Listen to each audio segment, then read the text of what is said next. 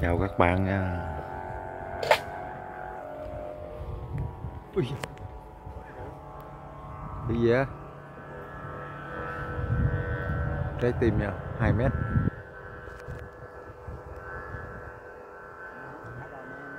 To lắm đó.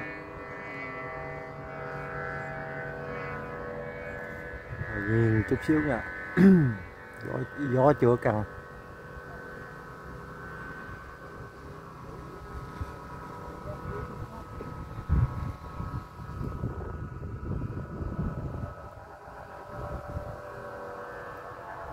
Đó. Ăn gió rút qua không?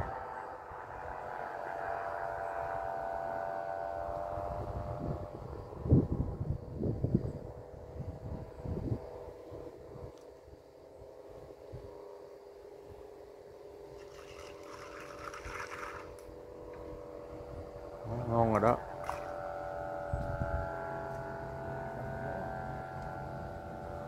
Rồi, bắn luôn. Nó tập luôn.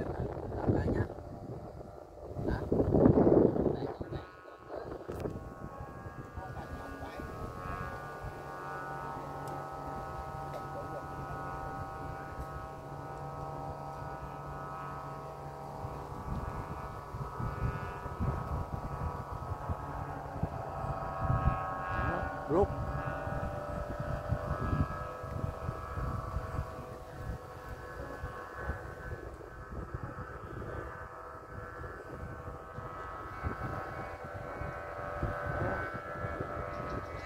Thôi vô lớn nhiều đảo rồi đó.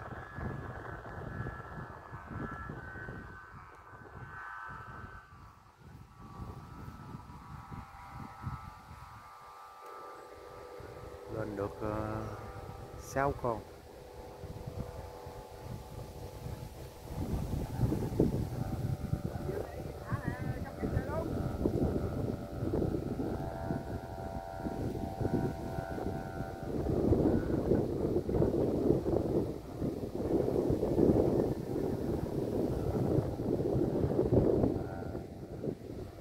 Đang rút lên.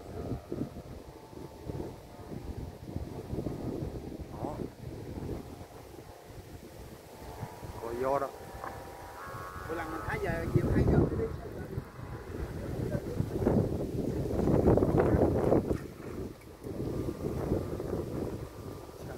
Có con gì đó. Con đại bàng. Có con đại bàng à bên ơi. Tưởng mấy con chim nó bay theo hay gì á. Nó lạng theo à. Quá ghê.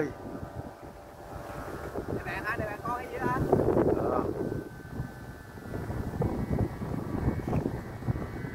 Thả dốc luôn rồi, đi luôn rồi. Con em anh ơi. Nhiều bự quá mà. Đi một bó luôn à. Một chỉ luôn.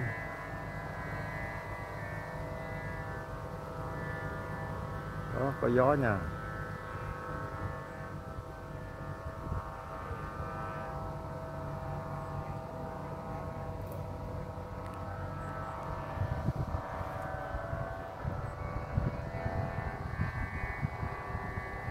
Quá đẹp chưa?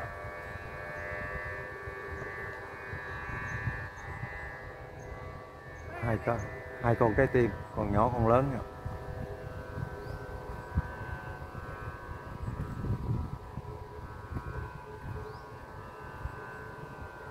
Bàn rô. Úi da. Gì vậy? Gì vậy? Khó chịu quá, khó chịu quá. Xuống luôn rồi. Wow.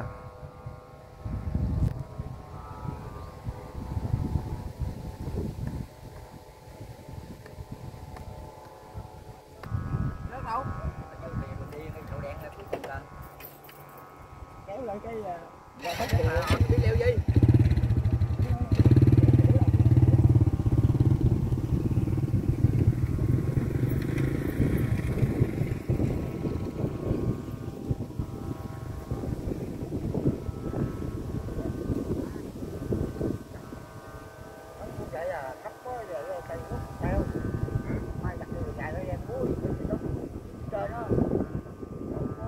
bê có đinh không?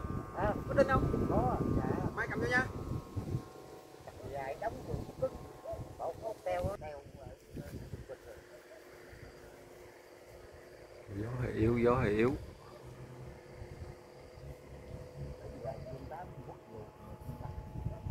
Quá xa.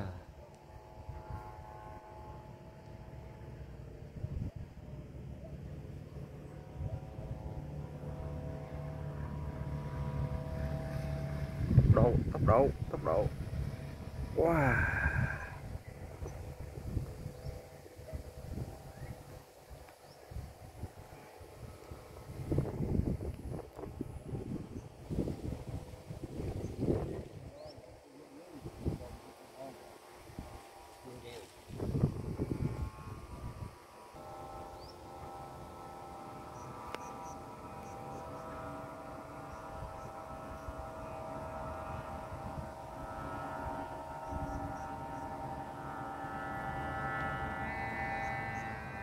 Quá cao,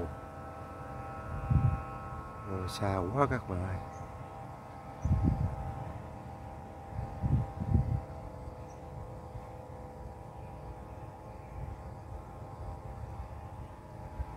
Còn lại 4 con.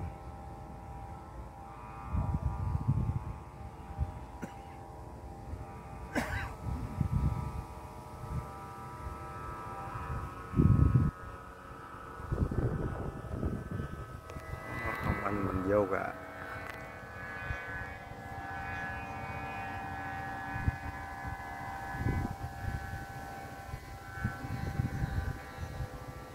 Anh vô á.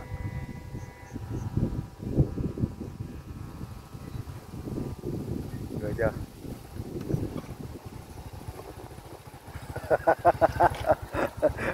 Vô tới chỗ mất tiêu nhiều nữa. Khi nào đi vô tới chỗ mất tiêu nhiều không?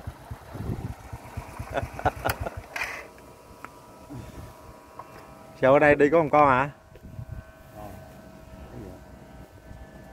Thử leo rồi biết rồi.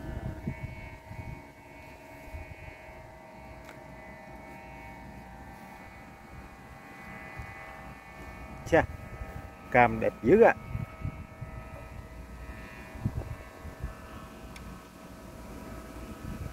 Giăng cây hả?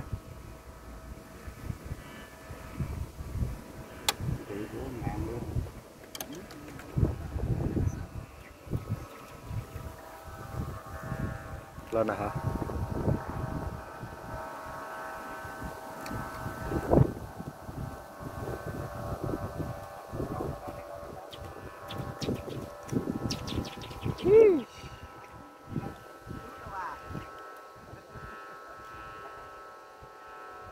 Nó nghịch quá nghịch.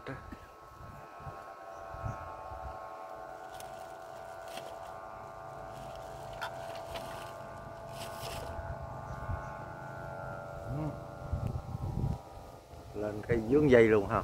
Sao có gì không sao?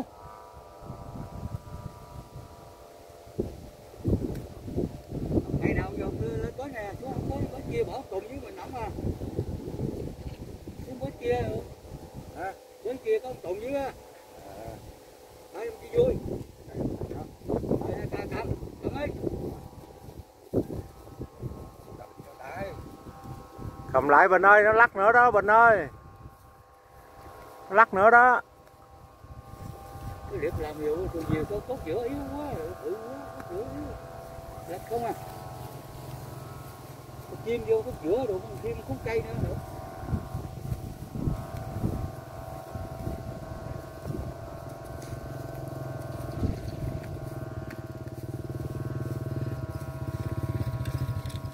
Hai con chưa xỏ leo chứ nó ruộng nó không biết. Dữ hả? Gió yếu quá không muốn đem thử. Ngon lớn rồi.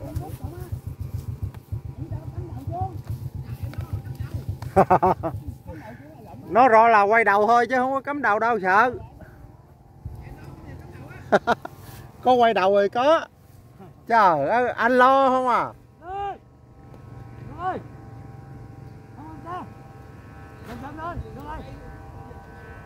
Đi xa chút.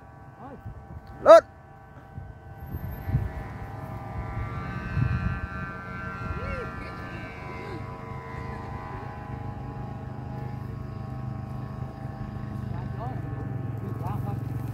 Thôi đóng luôn.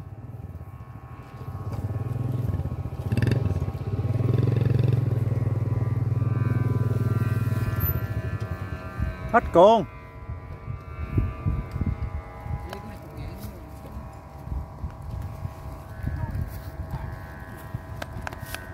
Ủa con này cho cái răng nặng ghê đó. Sao nặng? Rất giờ rồi được hả? Thì 2 giờ làm nhiều nấu tiếng rồi bán không phải luôn. Anh đăng đấy, nhiều mình nhiều quá đỉnh. Còn nhiều quá thì ai? Quá đỉnh hả? Quá đỉnh hay quá rẻ? Bán bạn 600.000 lẻ gì? Mua có 200 bán 600. Trời ơi chứ. Nhiều quá đỉnh, quá ok. Nhiều quá hổm cái này hả? Thả có 2 bữa gió lớn nghỉ trường. Đâu. Quảng cáo là được bữa thì gió lớn nghỉ trường luôn. Mình chuyên hay trên sữa vẫn nghỉ trường cho sữa.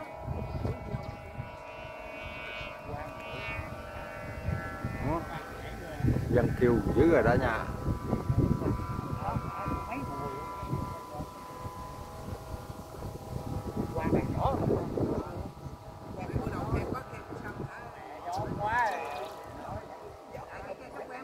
Đang rò. Đấy con nó đủ nó có 2 cây 4 ly cặp dây đó. Nó thầy tới thằng kỳ nó hay gì. Con này là 3 ly cặp dây nè. Nó rồi là gì đó. Cái vàng nó cuốn tròn tròn này luôn.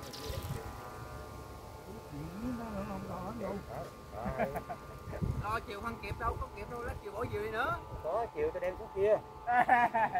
Chiều này tôi đem cuốn kia cùng nó vui. Đó chút đó dưới đi về sớm. Đi sớm đi. Cái hỏi canh ảnh mà dẫn xuống là xuống nhiều giờ. Anh dẫn đây à?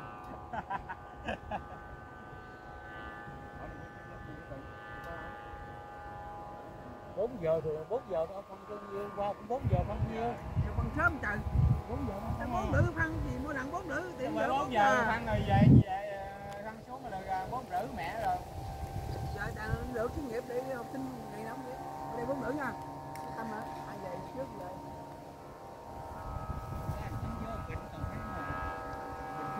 Đó.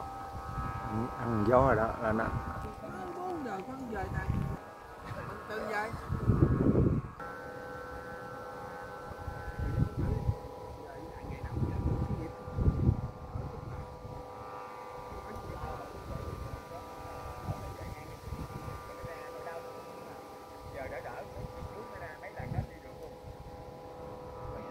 Quá cao.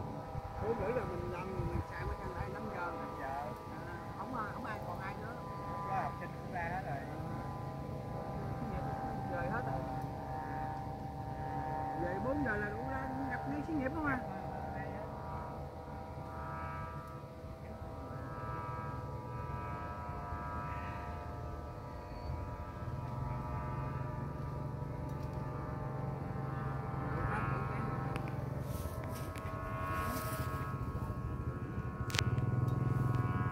Rồi, tiếp một con nữa.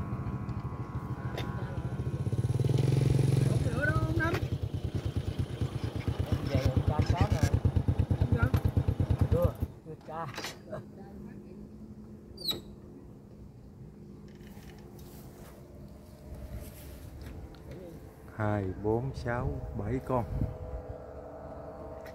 Rồi, lên được 7 con nha các bạn. Rồi quá xa.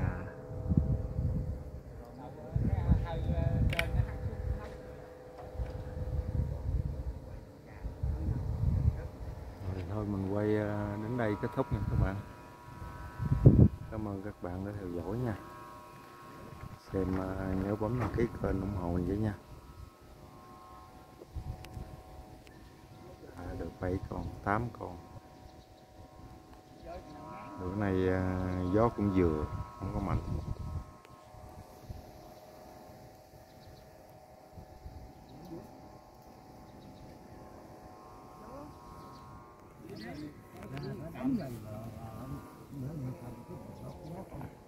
Hôm qua cũng họp đó.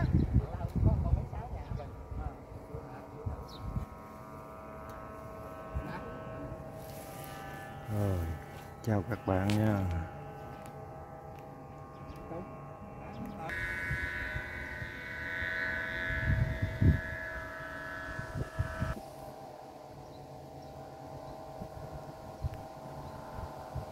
Đó.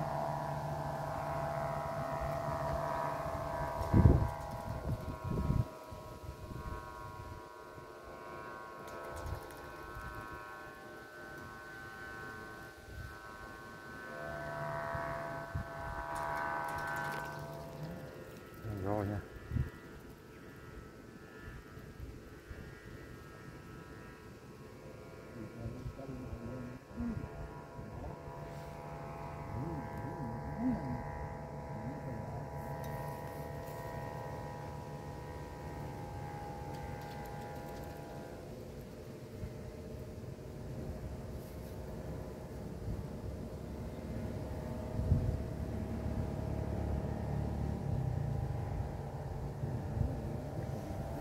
Rồi, chào các bạn nha.